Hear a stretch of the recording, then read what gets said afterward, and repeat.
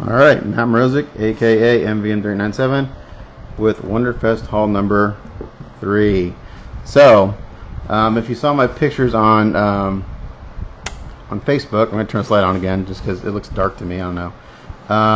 She was paired with a friend, and that friend was the Scarecrow, and this Scarecrow is one badass Scarecrow. He's carrying a flamethrower, he's got tanks on his back, he looks freaking scary. And he was the first one that I bought. I bought him as a pair because I knew they'd sell out, and unfortunately he was not offering a package deal. But it was a show price, so they weren't that bad. And it was funny because I was walking around and I was looking at all these figure kits, and in my opinion, they're really inexpensive. When you go out and buy a G-System kit for $500 or $600, these look really, really cheap at like $175. So I was really pleased. I got like 5 kits for the price of one G-System kit. I was like, holy crap, that's a lot of resin. So I was really excited about it. So unfortunately, this one doesn't have a picture with it. But if you look at my Facebook page, the WonderFest gallery, he's like the very first photo, and you can't miss it. This guy has a few molding issues, which I'm a little concerned about. So we'll take a look at him. He has quite a few more pieces than Dottie did. So I'm gonna move the box out of the way, and there's no art on the box, unfortunately. You know, I'm always a sucker for good packaging. The packaging was good, but I like to see artwork on the front.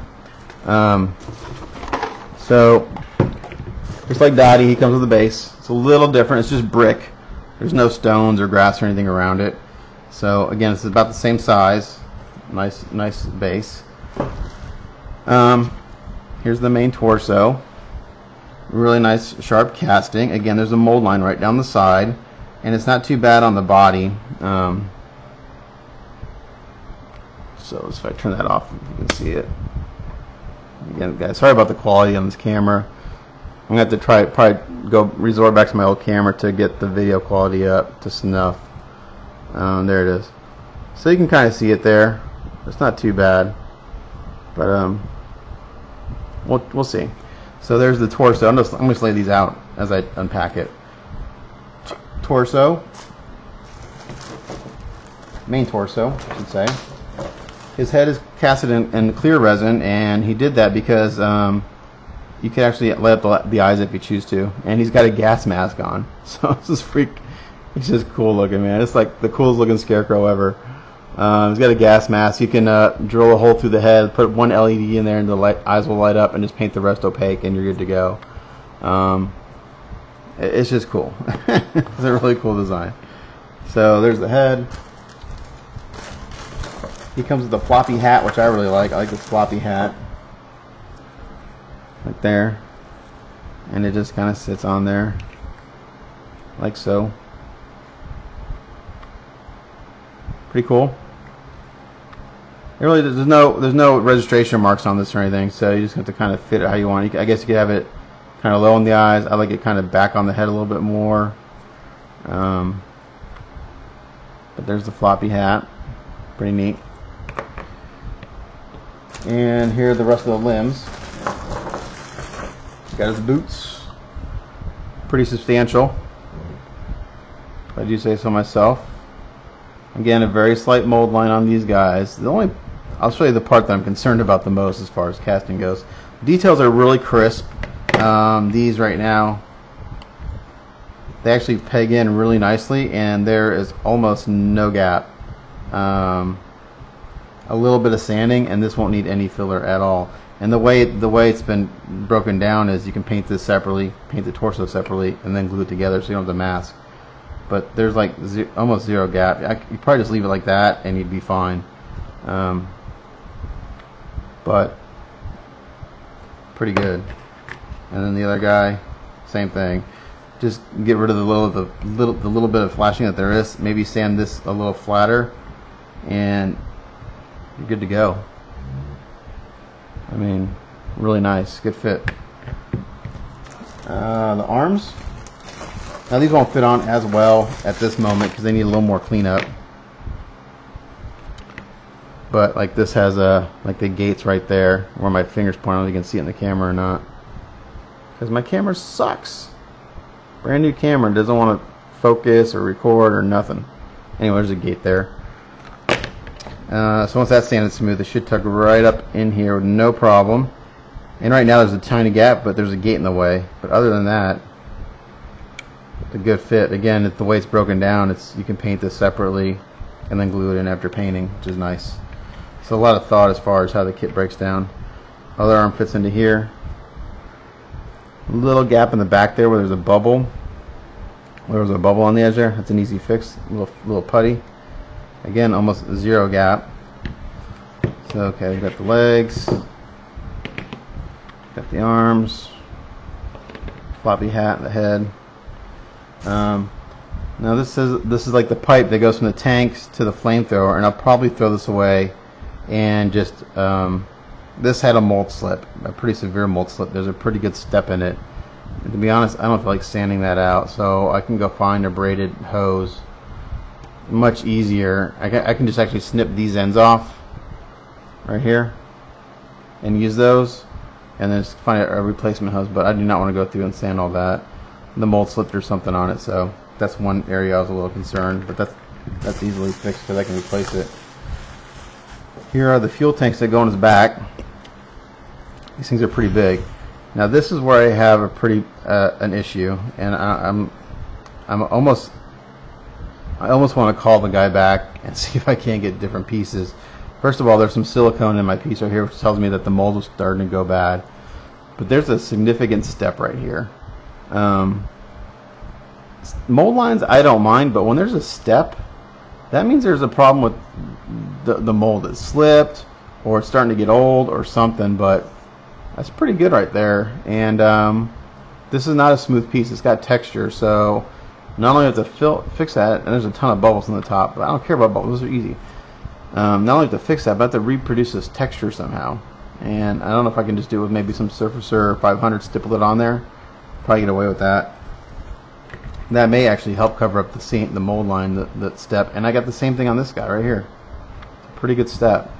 So I'm a little bummed out about that, because I always ask these guys, like, how's the casting? Oh, it's flawless. Well, there's no such thing as a flawless casting. I don't care who you are. There's gonna be flaws. But when there's a step like that, that kind of bugs me. It tells me that the mold has slipped in the process of casting. Not that it's just a seam line, but the mold actually. So the mold's like this, and it did this, and now I have a step. So that's a little disappointing. So anyway, this little tank's pretty good. Just a seam line, not really a step. But let's see, this goes together like this.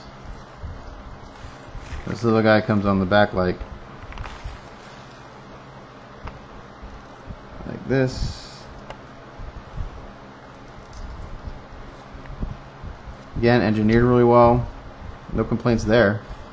This guy's big. I mean, he's just with the fuel tanks and everything. It's just bam. It's just really cool. Pretty intimidating, if you don't ask me. I mean, come on. If I saw that scarecrow, I would definitely go running. So those are the big pieces. And then I'm not going to unwrap this. This is the flamethrower. I didn't even unwrap it yet. It's pretty fragile. But if you see the pictures on Facebook, you can look at it. And then there's a bunch of tiny pieces in here. I don't think I've even opened. Yeah, I have looked at this. So it comes with a scarecrow, a scare. He's kind of cool. So he goes up on his shoulder, paint him black and make him scary looking. These are all the different pipes and stuff here. There's some more clear pieces so you can light it up if you choose. I'm not sure exactly what all these are yet. Oh, this is kind of cool. So the hat, aha, I didn't realize that. This goes on the head, and then this goes on the hat. Ta-da! And then the hat is removable. Pretty cool. I didn't even realize that. You learn something new during an unboxing. So that's cool. I didn't even know that. Oh, some other casting issues I saw when I was unboxing this at the hotel. These little details have that's not too bad. It's not as bad as I thought initially. But this goes on top of the fuel tanks up here, like that. That's the valve. Kind of cool. And there's like a little. This is the tip of the flamethrower. More pipes. There's an apple in here. A bunch of other little things. I don't know what they are, but anyway, that's the scarecrow, the companion to Dottie. and he is right now, the guy that made this kit is working on the concept for the Tin Man, and I've seen the artwork, and he looks really, really cool. So when he comes out in a year, approximately years he's estimating, then I'm going to look up the Tin Man. So he's doing the whole series. He's doing Tin Man's next. After that's going to be the Lion, and then he's going to do he's doing the Witch. He's doing the Monkeys. He's doing the whole movie of Wizard of Oz. He's doing Oz. So it's going to be a long running series. So, and if I'm thinking correctly, it's going to be like a WonderFest initial release each time. So if you haven't been to WonderFest, go. It's worth the trip. I drove 13 hours each way, did it over 2 days each way, and it was well worth it. I'm glad I went. Going back next year. Had a blast. So that was WonderFest Haul number 3. And I've got one more to show you, which is the first figure kit I'm going to attempt to build and paint. And I'm excited about it because I have another one coming in the mail from this series. So thanks for looking. Matt Brozick, aka MVM3897, signing off for that one. And here comes WonderFest Haul number 4. Sorry, 4. I already did. Yeah, 4's up. It's late. 4's coming up. Thanks.